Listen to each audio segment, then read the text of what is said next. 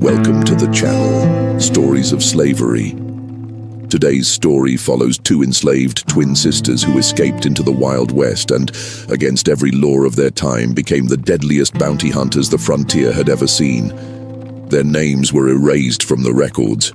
Their faces never appeared on a single photograph. But the men who hunted them never forgot, and the men they hunted never lived long enough to warn the others.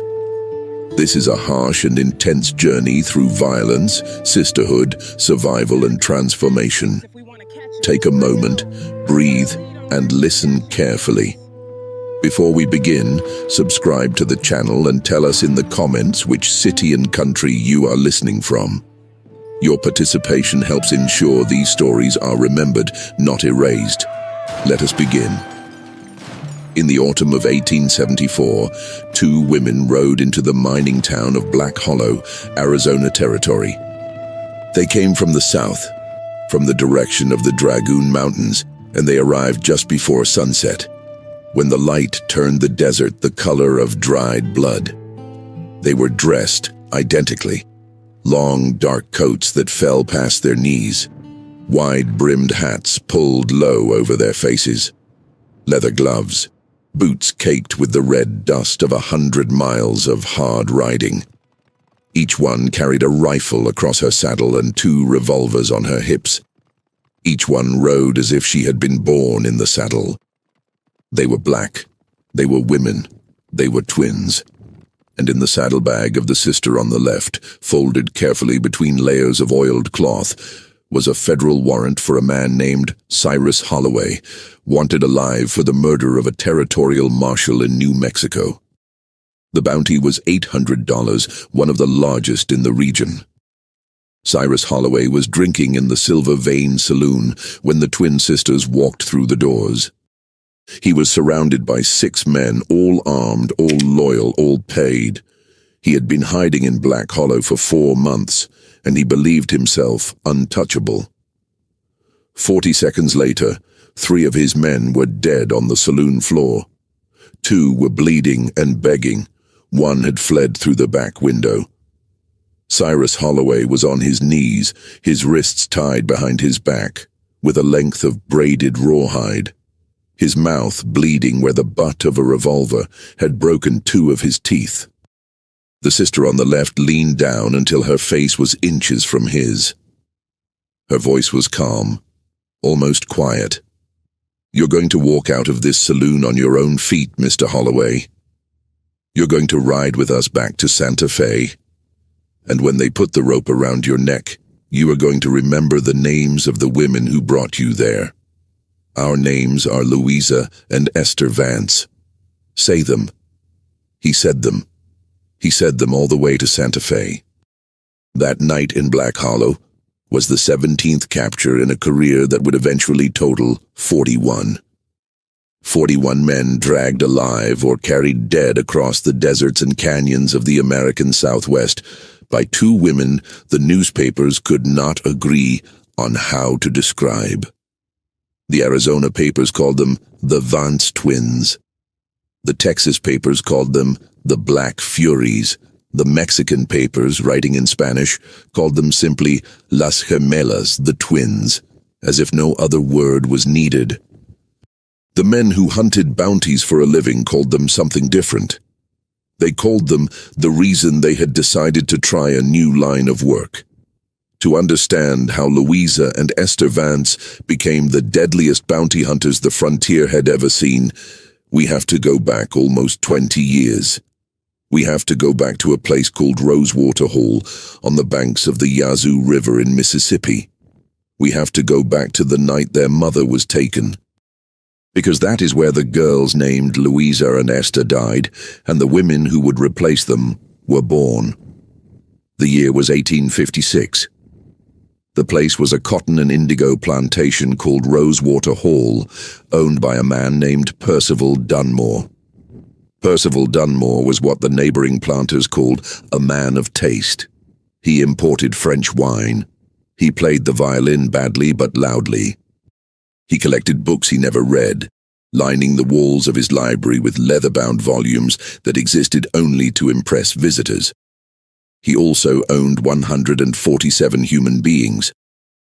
Percival Dunmore did not whip his slaves himself. He considered it beneath him. He employed a man named Silas Thorne for that purpose. Thorne was a sinewy, red-bearded Georgian who had drifted west looking for work and had found his calling at Rosewater Hall. He carried a bullwhip tipped with small lead beads, and he believed, as he often said aloud, that a slave who did not bleed at least once a month was a slave who had forgotten who owned him. Louisa and Esther were born on Rosewater Hall in the spring of 1852. Identical twins, indistinguishable to everyone except their mother. Their mother's name was Harriet.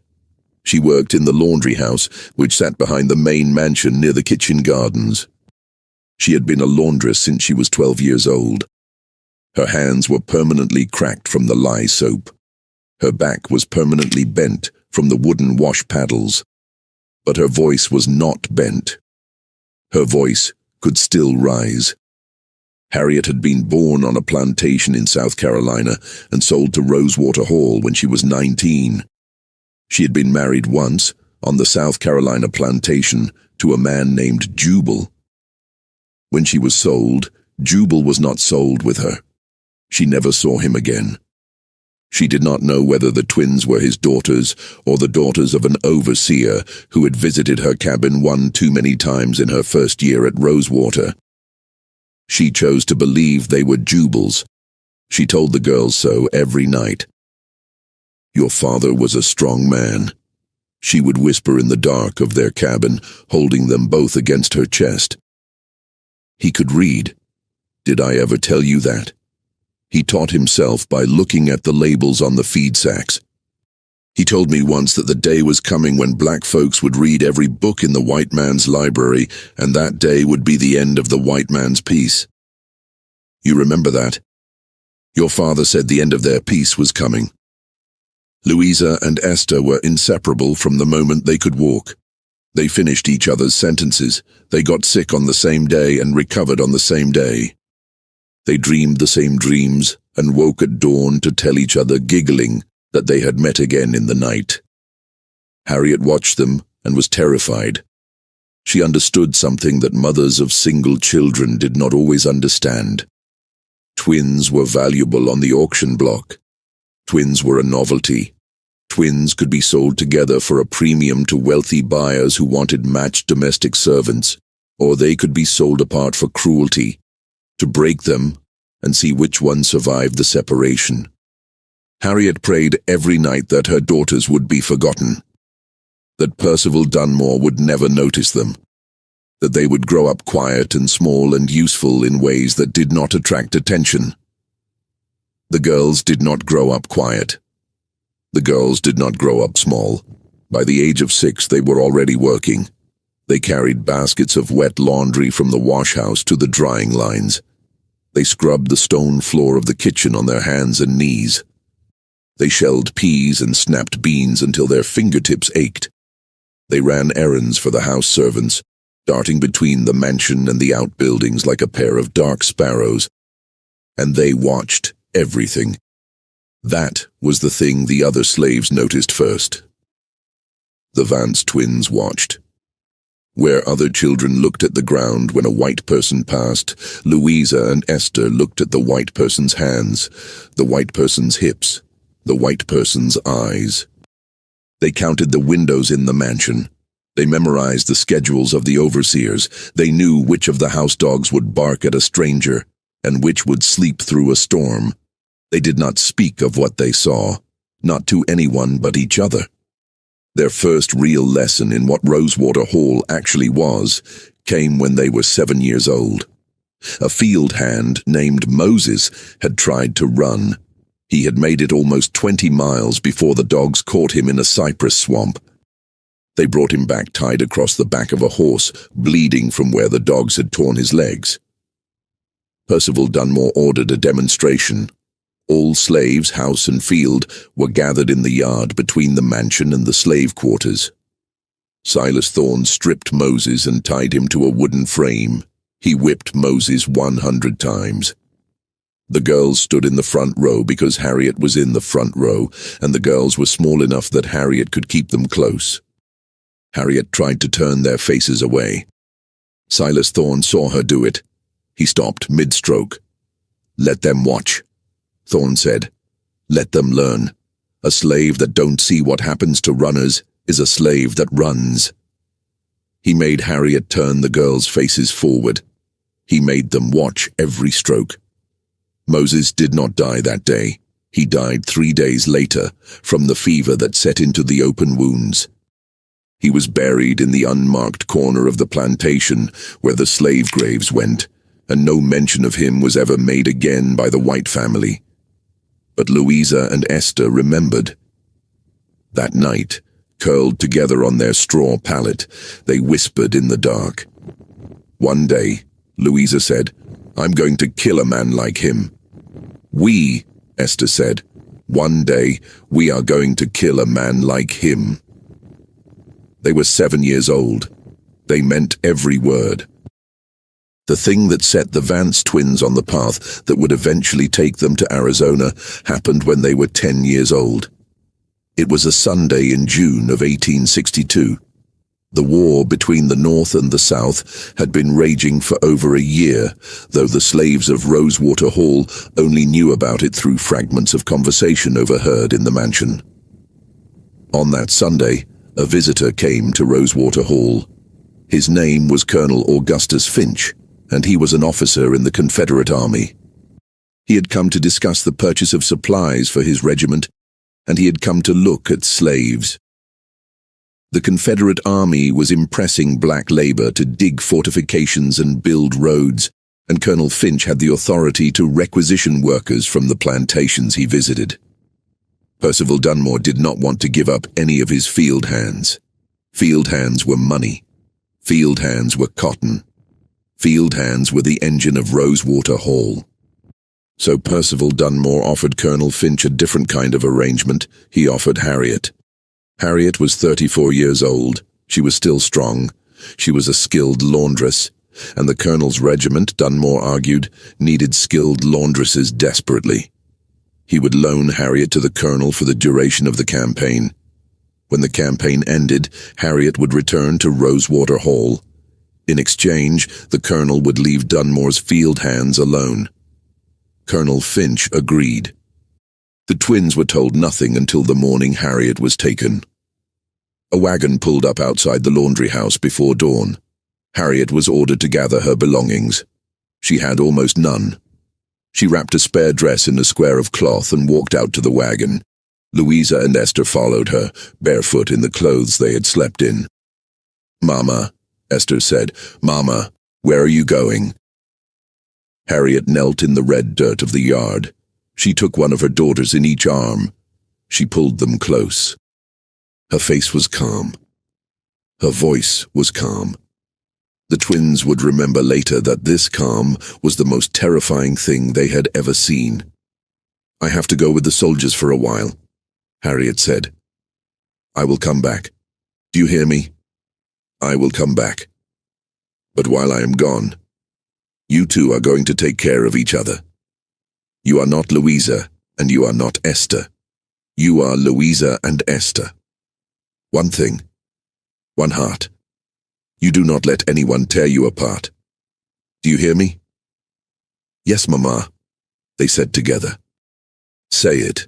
Say your promise. One thing, one heart. And what do you remember?" They remembered everything she had taught them. They chose the thing that mattered most. "The end of their peace is coming," Esther whispered. Harriet kissed them both on the forehead. She climbed into the wagon. The wagon pulled away down the long oak-lined drive, and the twins stood in the dust watching until it disappeared.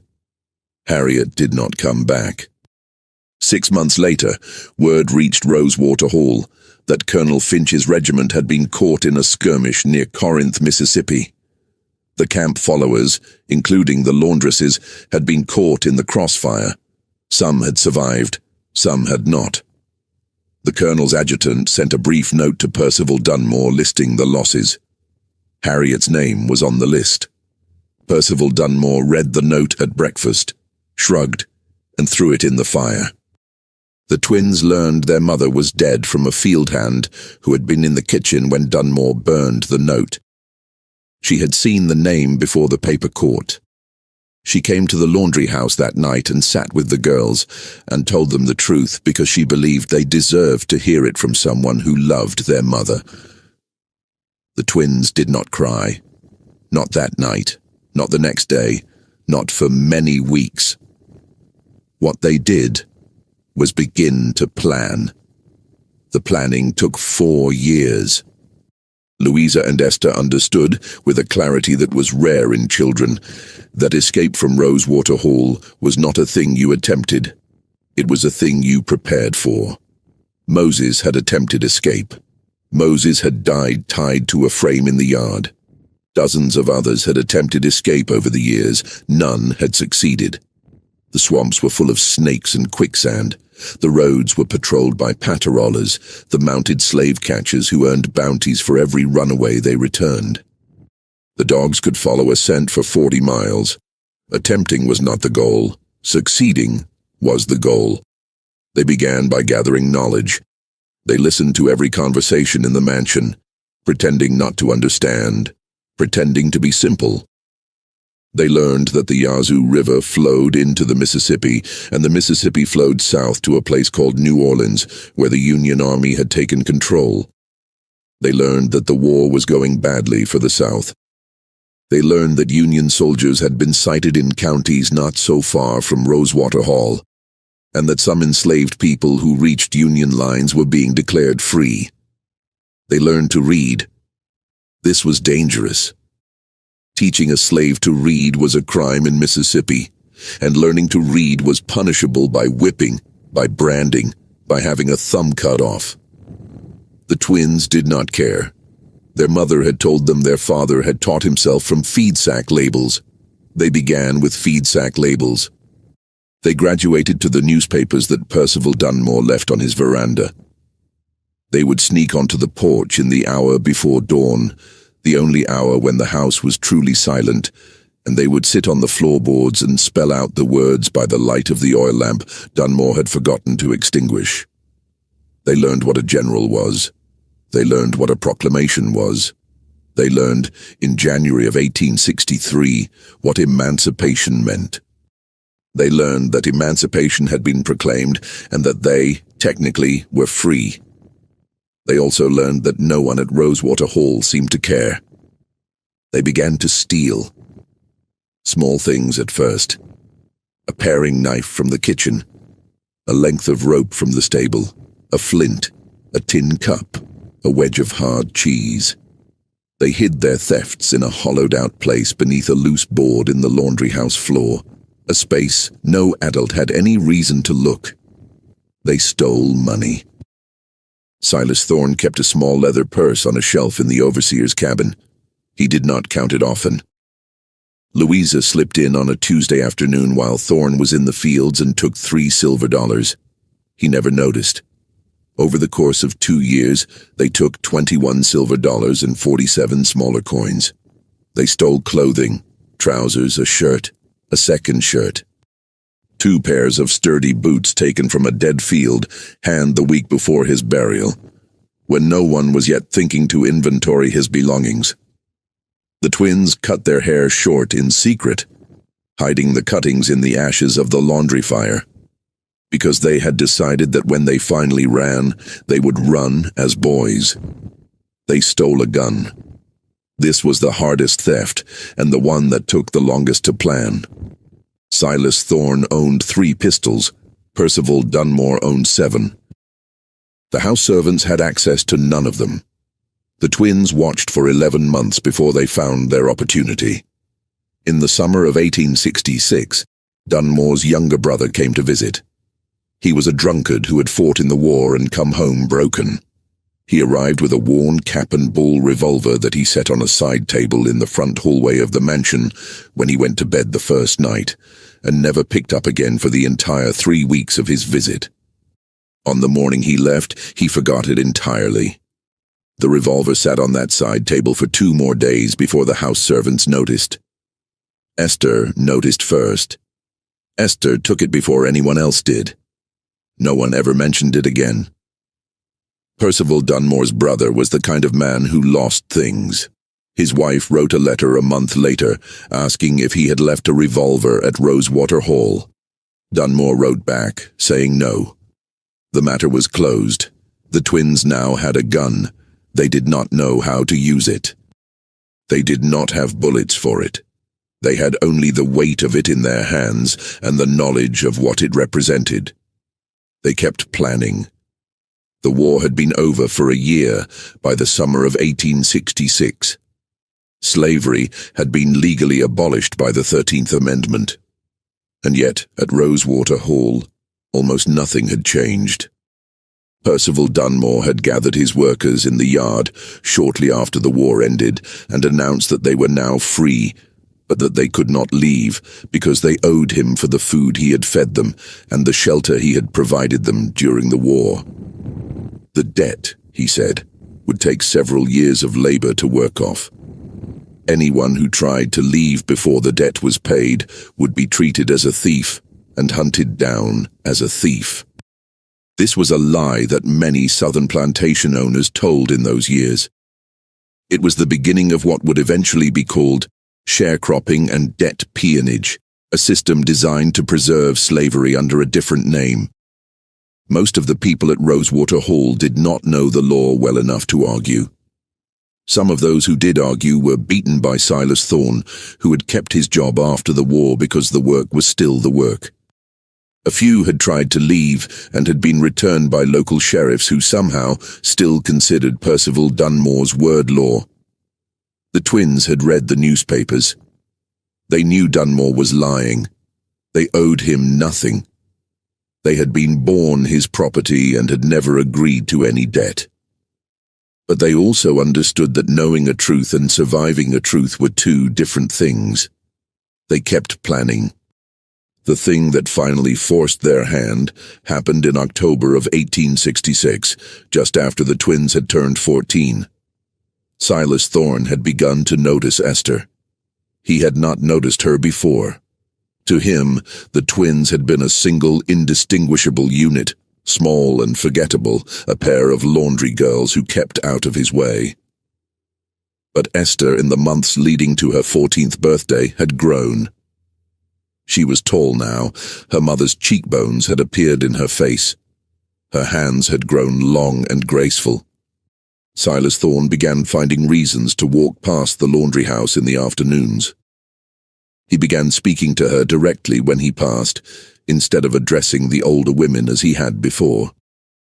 He began smiling in a way that made the other women in the laundry house go quiet. Louisa saw it first. Louisa always saw things first.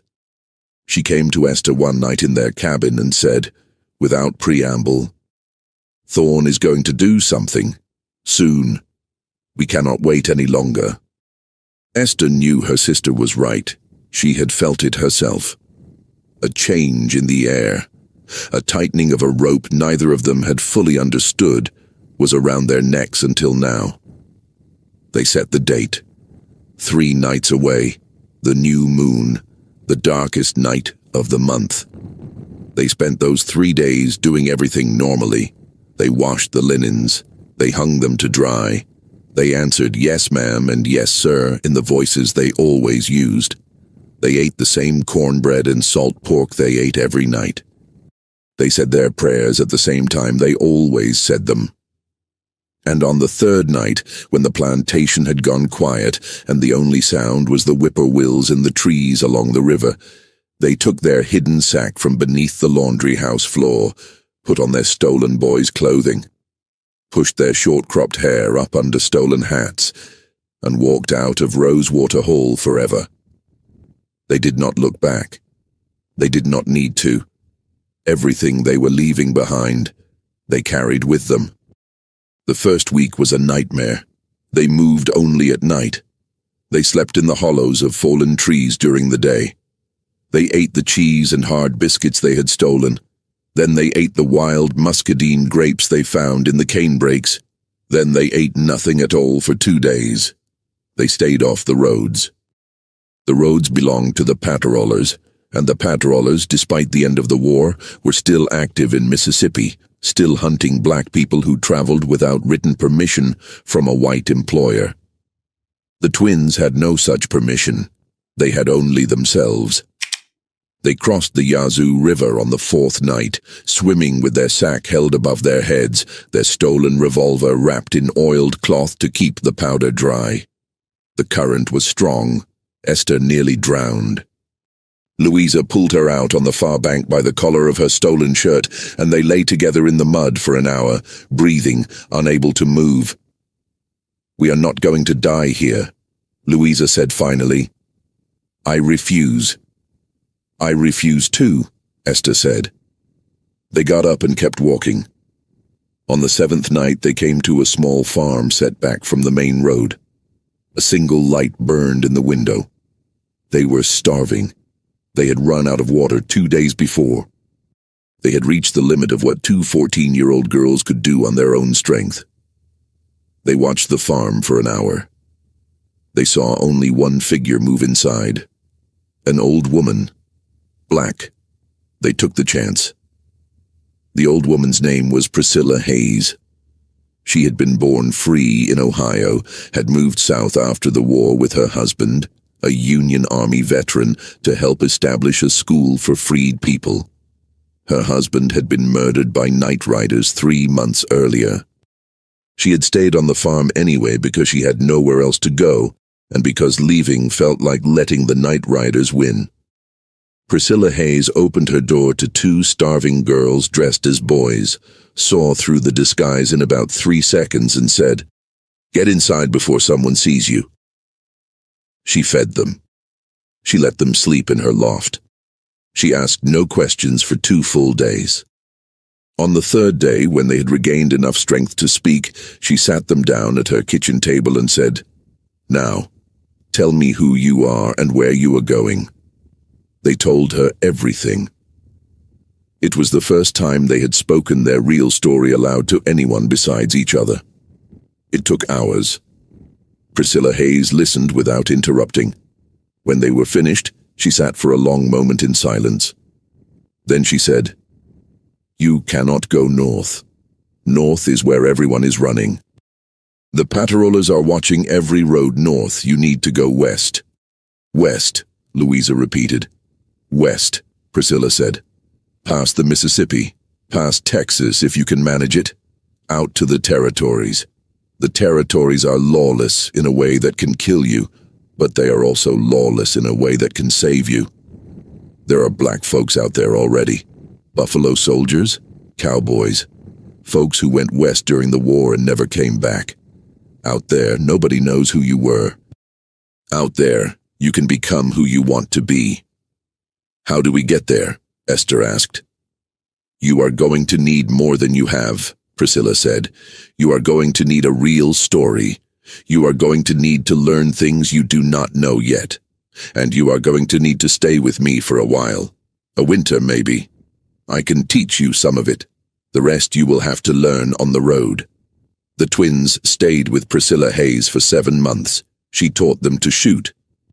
Her dead husband's Spencer carbine and 2 Colt Army revolvers were still in the house, and she had plenty of powder and ball. She had learned to shoot from her husband, who had been one of the first black men in his Ohio regiment.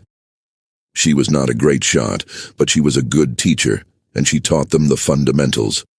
Stance, breath, squeeze, do not pull, reload without looking. She taught them to ride. She had 2 mules and an old cavalry horse her husband had brought home from the war. The twins had never been on a horse in their lives. They fell off 100 times. They got back on 101. She taught them what she knew of the country west of the Mississippi. She drew maps in the dirt with a stick. She named the rivers they would have to cross. She named the towns where a black traveler might find a bed, and the towns where a black traveler would find a rope. She gave them the names of 3 people she knew in Texas and 1 in New Mexico who might help them if they could reach them. She taught them to pick a lock. This was a strange skill for an old school teacher's widow to possess, but Priscilla Hayes had been full of surprises. She taught them never to trust a white lawman, never to trust a black lawman who worked for a white one, and never, under any circumstances, to let themselves be separated when they were in a strange town. "You are twins," she said. "That is your strength and your weakness. Together you are two guns and two sets of eyes and two minds thinking the same thought. Apart, you are half of what you should be. Stay together. Whatever happens, stay together." On the night before the twins left, Priscilla Hayes gave them her husband's gun belt, the Spencer carbine, both Colt revolvers, the cavalry horse, and one of the mules. She refused to take any money for them. "Your mother would have done the same for my children if I had any," she said. "Now go, and when you get where you're going, do something that matters." They rode out at dawn the next morning, heading west. They were 15 years old. They had no idea that the woman who had taken them in would be dead within a year, burned out of her farm by the same night riders who had killed her husband. They had no idea that the gun belt they now wore had been in 3 battles and had killed at least 4 Confederate soldiers.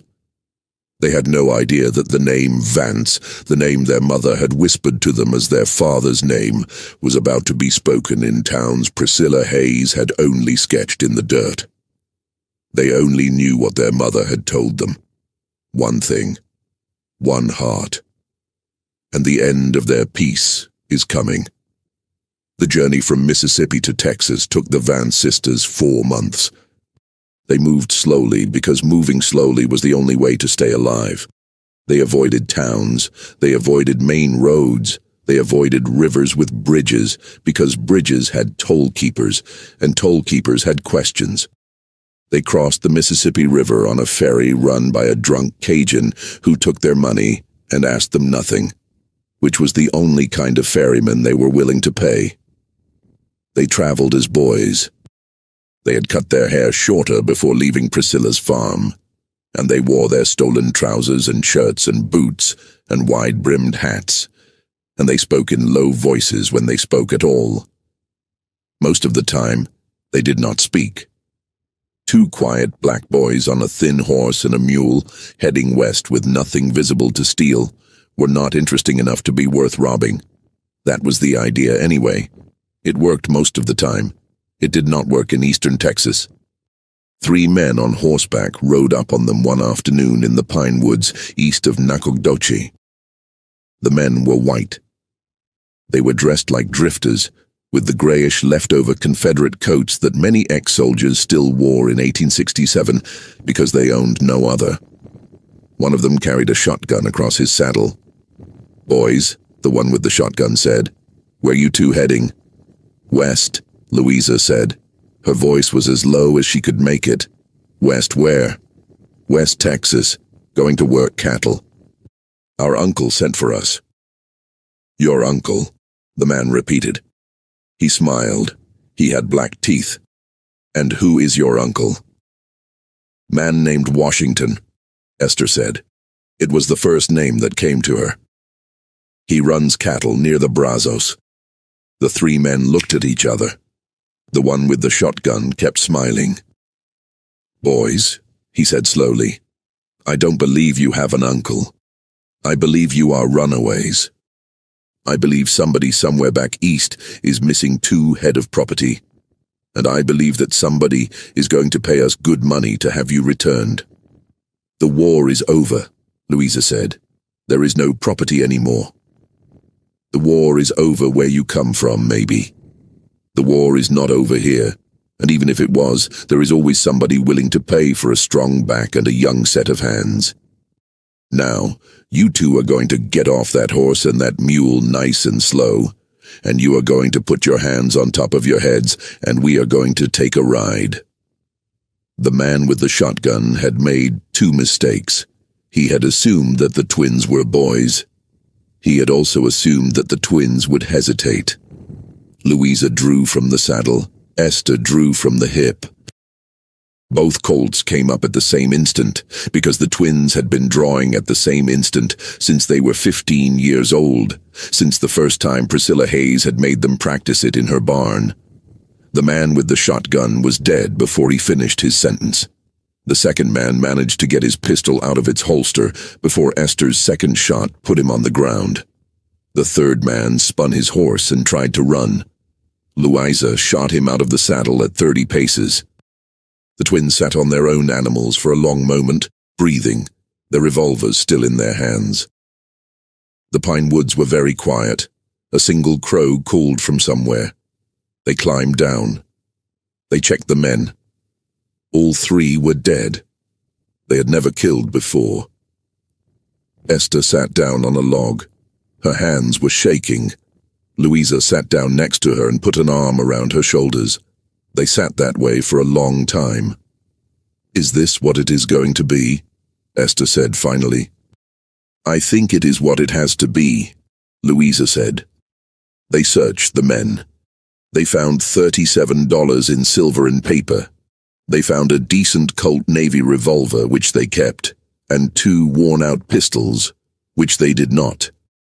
They found a half-eaten side of bacon. They found a flask of whiskey that neither of them had any interest in drinking. They found, in the pocket of the man with the shotgun, a folded piece of paper. Louisa unfolded it. She read it twice. "What is it?" Esther said. "It is a bounty notice," Louisa said. "These men were bounty hunters." She held the paper out. Esther took it. Esther read it. The notice was for a Mexican man named Rafael Ortega, wanted for cattle theft in Louisiana. The bounty was $100, dead or alive. The twins looked at each other. "They made a living doing this," Esther said slowly. "They rode around with a piece of paper, and they found men, and they brought them in for money. They tried to do it to us. Yes. But imagine if we were the ones carrying the paper. Imagine if we were the ones deciding who the paper was for." Louisa thought about this for a long moment. She folded the notice carefully and put it in the inside pocket of her coat. "We would have to find the right man to teach us," she said. "Priscilla said there was a man in New Mexico." "She did. She said his name was Obadiah Freeman. She said he rode with the Buffalo Soldiers during the war and left the army after, and that he lived somewhere in the country past the Pecos River. Then that is where we go." They took the 3 dead men's horses. They buried the bodies under a thin layer of pine needles because they did not have time or tools to bury them properly, and because they did not feel the men deserved better. They rode out of the pine woods with 5 animals instead of 2, and with the dead men's $37, and with a folded bounty notice tucked against Louisa's heart. They were 16 years old. They had just become something new. The man Priscilla Hayes had named lived 300 miles west of the pine woods in a small adobe house on the Pecos River just south of what the Mexicans called the Llano Estacado, the Staked Plains. Finding him took the twins another 2 months. Obadiah Freeman was 51 years old when the Vance sisters rode up to his house on a warm April morning in 1868. He was a large man, broad-shouldered, gone to some softness around the middle but still imposing. His hair had gone white at the temples. He wore a cavalry-issue Spencer carbine on his back and a Remington revolver on his hip, and he had a long scar that ran from the outside of his left eye down into his beard. He had been born free in Philadelphia in 1817, the son of a school teacher. He had read law as a young man, but had never practiced, because no court in Pennsylvania in 1840 was going to admit a black attorney. He had worked as a printer instead, setting type for an abolitionist newspaper. When the war came, he had enlisted in the 54th Massachusetts Infantry, the 1st Black Regiment in the Union Army. He had fought at Fort Wagner. He had survived. Most of his friends had not. After the war, he had drifted west. He had spent 2 years with the 10th Cavalry, the Buffalo Soldiers, as a civilian scout and interpreter. He spoke passable Spanish and a little Comanche. He had left the army in 1867 because he had grown tired of white officers who gave stupid orders and blamed black troopers when the orders failed. He had settled on the Pecos because the Pecos was far from everything. He raised a small herd of goats. He grew beans and corn. He read whatever books came into his hands, which was not many. He was not lonely exactly, but he was alone, and he had made his peace with being alone. He watched the twins ride up from 2 miles off. He had seen the dust long before he could make out the figures. By the time they came within hailing distance, he was sitting on his porch with the Spencer across his knees, which was his way of greeting all visitors. They stopped their horses 20 paces from the porch. Louisa raised one hand, palm open. "We are looking for Obadiah Freeman," she called. "You have found him. Who is doing the looking?" "Priscilla Hayes sent us." Obadiah Freeman went very still. He lowered the carbine slowly to the porch boards and stood up. "Get down off those animals," he said. "Get in here. There is shade and there is water. We will talk." They spent 3 days at Obadiah Freeman's table before they came to the reason for their visit. The first 2 days were about eating. They had been on the trail for 4 months. They were thinner than they had been on Priscilla's farm, and Priscilla had not exactly fattened them up. Obadiah cooked beans and cornbread and goat stew and did not ask a single real question. He let them eat and sleep and sit in the shade of his cottonwoods and recover from the road. On the 3rd evening, after they had finished the dishes, he lit a small fire in the yard and the 3 of them sat around it, and he said, "Now, why did Priscilla send you to me?" They told him. They told him everything the way they had told Priscilla. Rosewater Hall, Silas Thorne. Their mother taken by the colonel and never returned. The planning, the running, Priscilla's farm, the 3 men in the pine woods. The bounty notice folded in Louisa's coat. When they finished, Obadiah Freeman sat for a long time looking into the fire. "And what is it you think you want to do?" he said finally. "We want to do what those men in the woods tried to do to us," Louisa said. "We want to carry paper. We want to bring in men who deserve to be brought in. We want to make a living from it." "And Silas Thorne," Obadiah said, "and the men who took your mother to the army? Are they on this list?" The twins looked at each other. "Yes," Esther said. "I thought so." Obadiah leaned forward and stirred the fire with a stick. "Let me tell you something. I have been a soldier, and I have been a scout, and I have been a lot of things, and I have killed men in several of those roles. What you are talking about is not soldiering. It is not scouting. It is a trade. It has rules. Some of the rules are written down on the warrants you carry. Most of the rules are not written down anywhere. A bounty hunter who does not understand the rules dies young. Do you understand?" "Yes," they said. "Do you know why I am asking?" "Because you are thinking about whether to teach us," Louisa said. Obadiah Freeman smiled. It was a small smile, and it did not last long. "That is exactly right," he said. "I have not taken a student before. I did not ever plan to. But I will tell you something. I have watched 2 girls ride up to my house after 4 months on the road with 5 horses and enough coolness in them to keep the reins steady when a stranger raises a carbine. I have listened to a story that should have broken both of you, and I have watched neither of you cry in the telling of it. You are already something. The question is what you want to become." "Bounty hunters," Esther said. "That is what you want to do. I am asking what you want to become." They thought about this for a long time. The fire burned down to coals. "We want to become the last thing bad men see," Louisa said finally. Obadiah Freeman looked at her for a long moment. "All right," he said, "then we will begin tomorrow." The training lasted 3 years. Obadiah Freeman was not Joaquin Esperanza. He did not believe in pain as the best teacher. He believed in repetition. He believed that a skill was not a skill until your body could perform it without your mind having to supervise.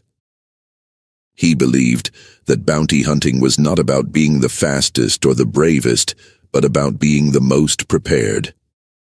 The first year, he taught them the country. He rode with them across West Texas and into New Mexico territory and down into the Chihuahuan Desert.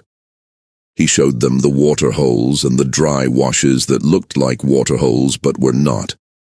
He showed them the trails that the Apache used, and the trails that the Comanche used, and the trails that white men thought were the only trails. He taught them to find a campsite from a day and a half behind the campers. He taught them to read a hoof print and know whether the horse had been shot in St. Louis or in Santa Fe or in Mexico. He taught them to tell by the way a man rode whether he was armed, and by the way a man slept whether he expected trouble. The country was the thing, Obadiah said. Every gunfight he had ever been in, he had won because he knew the ground better than the other man. If you knew where the shadows fell at 4 in the afternoon, you knew where to stand. If you knew which way the wind blew in the canyon, you knew which way the sound of your horse would carry. The man who understood the country did not need to be the fastest gun. The man who did not understand the country could be the fastest gun in the world and still die. The second year, he taught them the guns. The twins had arrived as decent shots, thanks to Priscilla. Obadiah made them into something more. He had them shoot until their shoulders ached. He had them shoot from horseback at a canter. He had them shoot standing, kneeling, lying on their bellies. He had them shoot left-handed until their left hands were almost as good as their right. He had them practice drawing from a holster, from a saddle scabbard, from beneath a coat. He had them reload in the dark. He had them reload underwater in a shallow stream he dammed up behind his house because, he said, a day would come when they would need to. He taught them the knife.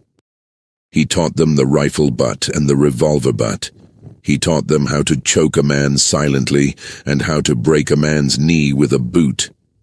He taught them that the best fight was the fight that did not happen, because you had arranged things so that the other man had no options but to surrender. He taught them that the second best fight was the fight that lasted less than 10 seconds. The third year, he taught them the trade. This was the part the twins had not expected. The trade of bounty hunting, Obadiah said, was 90% paperwork and 10% shooting. A bounty hunter who could not read a warrant, could not tell a real warrant from a forged one, could not write a receipt, could not present a captive to a federal marshal in a way that got the marshal to pay the bounty instead of stealing it, was a bounty hunter who was going to die broke. If he lived, he taught them to read a warrant. He taught them to write a good hand, because their hand marked them as educated, and educated black bounty hunters were less likely to be cheated than bounty hunters who had to sign with an axe. He taught them about the territorial courts and the federal courts and the ways they did and did not cooperate. He taught them which marshals were honest and which were not. He taught them to always bring in their captives alive if they could, because a living captive could testify to the marshal that the twins had treated him by the book, and a dead captive could not defend them from charges of murder. He taught them something else on the last night of the third year. They sat around the fire, the three of them, the way they had on the first night. The fire was small. The night was cold. The twins were 19 now. They were no longer the girls who had ridden up to the adobe house 3 years before. They were something harder and leaner, their faces more like their mother's faces, their eyes more like Obadiah's eyes. "There is one more thing," Obadiah said, "and it is the most important thing. You are twins. That is your weapon. No one else in this country has what the two of you have. No two men, no matter how close they are, think the way the two of you think. No two men draw at the same half-second. No two men finish each other's sentences. I want you to understand what that means." "We do understand," Louisa said. "No," Obadiah said. "You understand it from the inside. I am telling you how it looks from the outside. When you walk into a room together, a man with his wits about him sees one threat because that is what his mind is trained to see. He does not see two threats operating as one mind. By the time he realizes what he is looking at, he is already dead. That is your advantage. Protect it. Never let anyone separate you. Never ride into a town one at a time. Never sleep where you cannot hear each other breathing. The day someone gets between you is the day you start to lose." "We know," Esther said. "Our mother told us the same thing. One thing, one heart." "Then your mother was wiser than most men I have met," Obadiah said. "Listen to her." He reached behind him and brought out a small wooden box. He opened it. Inside were two matching badges. They were not real lawman's badges. They were something Obadiah had made himself out of sheet silver years before for reasons he had never fully explained. They were shaped like 6 pointed stars. Each one had a single word engraved across the center. Vance. "I do not know when I made these or why," he said. "I think I was lonely. I think I thought maybe I would have children one day, and I wanted something to give them. I never did have children. These have been in this box for 15 years. I want you to have them." The twins took the badges. They did not speak for a long moment. "Wear them on the inside of your coats," Obadiah said. "Not on the outside. You are not lawmen. You are hunters. But you are also sisters. And you carry your family's name, and when you walk into a saloon to collect a man, I want you to know that somebody made something for you once because he believed you were going to matter." They rode out the next morning. They never saw Obadiah Freeman alive again. He died 5 years later, peacefully, in the adobe house of what the doctor in the nearest town called simply Old Heart. He left the house and the goats and the cottonwoods to the twins in a will written in his own neat hand, and they buried him on a rise overlooking the Pecos, and they kept the house for the rest of their lives as a place to go when the road became too much. But that was later. In the spring of 1871, they were 19 years old, and they had their first warrant folded in the inside pocket of Louisa's coat, and they were riding east along the Pecos River to find a man named Elias Crowder, who had robbed a stage near Las Cruces and killed the driver, and for whom the territorial government was offering $300, dead or alive. They brought him in alive in 11 days. The bounty notice was their first. The man was their first delivered captive. The $300 was the most money either of them had ever held in her hands. They took the money, rode to El Paso, bought new coats and new boots and a second rifle, and rode out again to find the next name. They did not stop for nearly 5 years. The legend of the Vance sisters grew the way all frontier legends grew. It grew in saloons. It grew in sheriff's offices. It grew in newspaper stories that were half wrong and half invented, and that the twins never bothered to correct. In Tucson, they were said to be sisters of a Union general. In El Paso, they were said to be former slaves of a Mexican land baron who had left them half his estate. In Deadwood, where they had never been, they were said to have killed 11 men in a single gunfight. The truth was less dramatic and more impressive. Between 1871 and 1875, Louisa and Esther Vance captured 41 wanted men across 5 territories. 33 were brought in alive. 8 were killed resisting arrest, which in every single case was confirmed by the federal marshal receiving the body. They never lost a captive to an escape. They never took a bounty that was not backed by a legitimate warrant. They never shot a man who had laid down his gun. They never separated from each other, not for an hour, not for a minute in 5 years of continuous work. They made enemies. The white bounty hunters of the Southwest were not pleased to find that the most efficient team in the trade was composed of 2 black women who had been slaves 9 years earlier. Some of them told themselves it could not be true and refused to believe it even when their own friends brought stories. Some of them believed it and decided something needed to be done about it.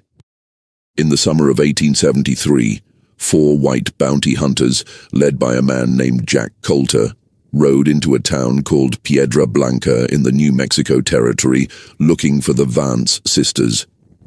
The twins were in Piedra Blanca to collect a bounty on a horse thief. They had delivered the thief to the town's deputy marshal and were sitting in the cantina eating dinner when Jack Coulter and his men walked in.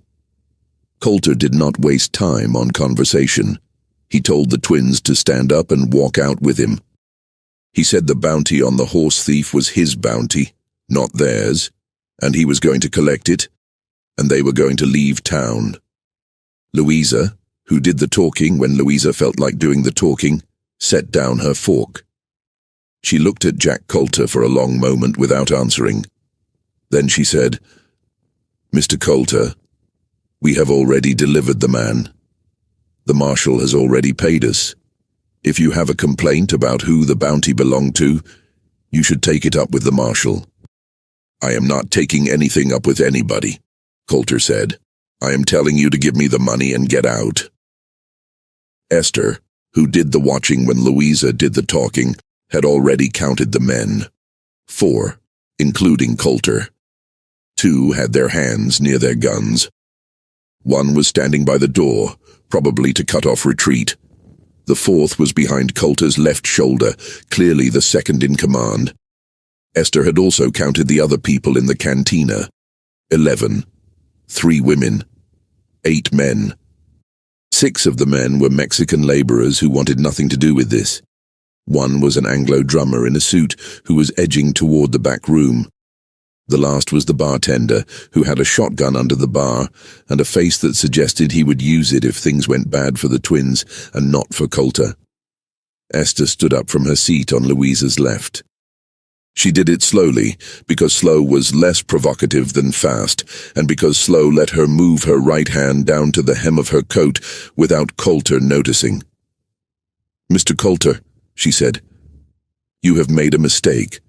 You are going to walk out of this cantina with your men, and you are going to get on your horses, and you are going to ride south. You are not going to ride north or east or west, because north and east and west are the directions my sister and I travel, and we are not going to share a road with you. Do you understand?" "You do not talk to me," Coulter said. "I am talking to you. I am going to kill you in about 3 seconds. You are not. My sister is going to kill you. I am going to kill the man behind you. My sister is going to kill the man to your right after she kills you, and I am going to kill the man at the door after I kill the man behind you. That is what is about to happen. You can stop it by walking out of here. You have until I finish the count of 3. 1. Coulter reached for his gun. He never touched the grip. Louisa's first shot took him in the throat. Her second shot took the man to his right in the chest. Esther's first shot took the man behind Coulter in the forehead. Esther's second shot took the man at the door in the stomach, because the man at the door had already started to turn, and a headshot was no longer clean. The cantina was silent. Smoke hung in the air. The bartender behind the bar slowly took his hand off the shotgun. The twins holstered their pistols. Louisa put a silver dollar on the table for the dinner. They walked out past the bodies without looking down. Word of Piedra Blanca traveled faster than the twins did. By the time they reached the next town, the story had grown. Coulter's 4 men had become 6. The twins had become invincible. By the end of 1873, no white bounty hunter in the Southwest was willing to cross the Vance sisters for a bounty, even if he believed the bounty was his. It was simply not worth it. The twins, for their part, never spoke of Piedra Blanca. They did not talk about their kills. They did not keep a count. They did not brag. They simply rode, and they collected, and they delivered, and they moved on. But the twins had a count, even if they never spoke it. The count was in Louisa's pocket, written in small, careful letters on a single folded piece of paper. It had been there since they left Rosewater Hall. It did not list the men they had killed in the course of business. It listed the men from Rosewater Hall: Silas Thorne, Percival Dunmore, Colonel Augustus Finch, and below those 5 more names, men who had been present the day their mother was taken, men who had stood in the yard and let it happen, overseers, a neighboring planter, the old house doctor who had examined Harriet and pronounced her fit for service with the regiment. 8 names. For 5 years, the twins did not go near any of them. They had made a decision early on, in their first year under Obadiah's teaching, that they would not hunt their own targets until they had become the best hunters in the territory. They had promised Obadiah they would finish their training first. They had promised themselves they would never come at those men as amateurs. By the end of 1875, they were no longer amateurs. They were the deadliest bounty hunters in the West. It was time to go home. They say just forget. Move on like it's easy. But forgetting you feels like remembering someone I've never seen. I've been trying to erase you from the places in my mind, but the harder that I fight it, the more you're hard to leave behind. Every memory keeps slipping through the cracks I try to close, like a face I should remember, but somehow never know.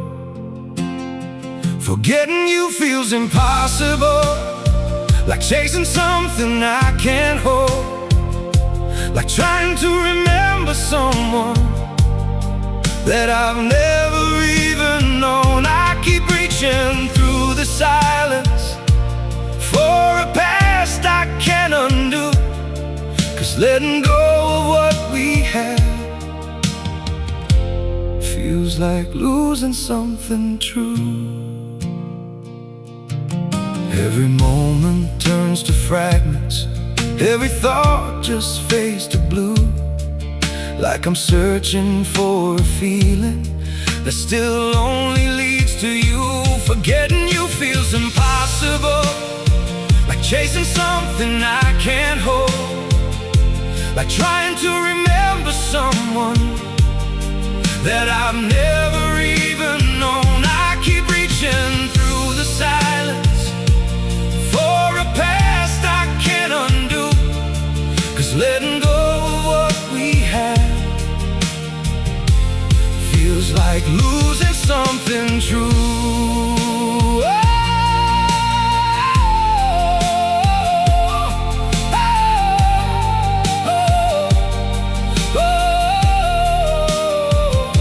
If I never met you, maybe I would know just how to heal, but now every empty moment still reminds me what is real. Forgetting you feels impossible, like chasing something I can't hold, like trying to remember someone that I've never even known. I keep reaching through the silence for a past I can't undo, 'cause letting go of what we had feels like losing something true.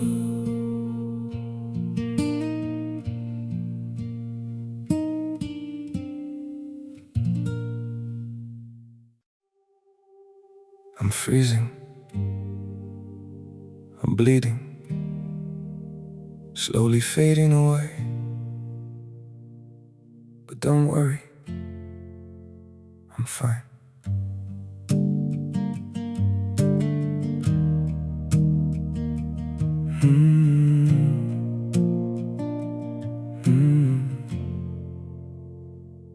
The cold has settled in my heartbeat, like winter living in my veins. Every breath feels numb and fragile, every smile just hides the pain. I'm breaking quietly in silence, falling slow without a sound. Yet I keep saying I'm okay, while my world burns to the ground. I'm frozen here, I'm bleeding slowly, dying piece by piece inside. But I still whisper, it's alright, just to keep you from goodbye. I'm shattered, love, but don't you worry, I'll pretend till my last breath. Even while my soul is fading, I'll say everything's okay. Maybe pain just learned to live here, maybe sorrow feels like home. So I wear my wounds like armor and survive them all alone. I'm frozen here, I'm bleeding slowly, dying piece by piece inside. But I still whisper, it's alright, just to keep you from goodbye. I'm shattered, love, but don't you worry, I'll pretend till my last breath. Even while my soul is fading, I'll say everything's okay. If you ever see me smiling, no, it's just my last defense. 'Cause sometimes love means hiding how much you're suffering. No, I'm frozen here, I'm bleeding slowly, dying piece by piece inside. But I still whisper, it's alright, just to keep you from goodbye. I'm shattered, love, but don't you worry, I'll pretend till my last breath. Even while my soul is fading, I'll say everything's okay. It's okay.